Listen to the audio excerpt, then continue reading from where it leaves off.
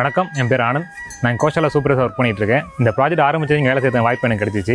எங்கள்கிட்ட பார்த்தீங்கன்னா ஒரு 3 வகையான மாடுகள் இருக்குது. அதில் ஒன்று காங்கேயம், கிர், தார்பார்க்கர்னு சொல்லுவோம். கிரை பொறுத்த வரைக்கும் இவ்வளோ மில்கிங் பிரீடு அது அதிகமாக இருக்குது. இந்த இந்தியாவிலே தேசிய மாடு வந்து அதிகம் பால் கறக்கிறது கிர் தான். 2வது தார்பார்க்கர், 3வது காங்கேயம். காங்கேயத்தை பொறுத்த வரைக்கும் பெருசாக பால்லாம் கறக்காது. ஆனால் டார்க் பர்பஸ் விவசாயத்துக்கு வண்டியில் கறதுக்கு பயன்படக்கூடிய முக்கியமான பிரீடு. இங்கே இந்த ப்ராஜெக்ட் முக்கியமான நோக்கம் என்னென்னு பார்த்தீங்கன்னா, மாடு வளத்தில் இருக்க சாணியை கொண்டு போய் லேண்ட் ரெக்ளமேஷன், நம்ம நிலத்தில் வந்து பில்லே முளைக்காது, விவசாயத்துக்கு உகந்தது இல்லை நிலத்தில் சொல்கிற இடத்துல நம்ம இரவு போட்டு இப்போ நம்மளே மாட்டுக்கு தேவையான CO5 ரகத்தை 15 ஏக்கர் உற்பத்தி பண்ணி வச்சுருக்கோம். இனிமேல் வரும் ஃபியூச்சரில் வெளிலேருந்து பில்லே வாங்காமல் நம்ம மாட்டுக்கு தேவையான பில்லை நம்மளே உற்பத்தி பண்ணிக்கலாம் அப்படின்ற இலக்கு நோக்கி நம்ம போயிட்டு இருக்கோம்.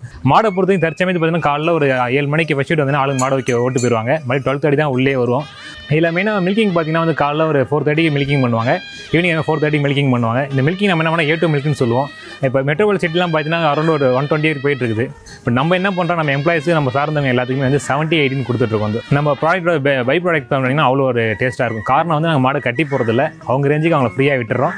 அவங்க இயற்கையாக போய் நம்ம மேய்ஞ்சிட்டு வராங்க, அவங்களும் ஹெல்த்தியாக இருக்காங்க, அவங்க கொடுக்குற பாலும் நல்லாயிருக்கு. இந்த கோஷாலா வேலை செய்யறதுக்கு வாய்ப்பு கொடுத்ததுக்கு ரொம்ப நன்றி தெரிவிச்சுக்கிறேன். தேங்க்யூ.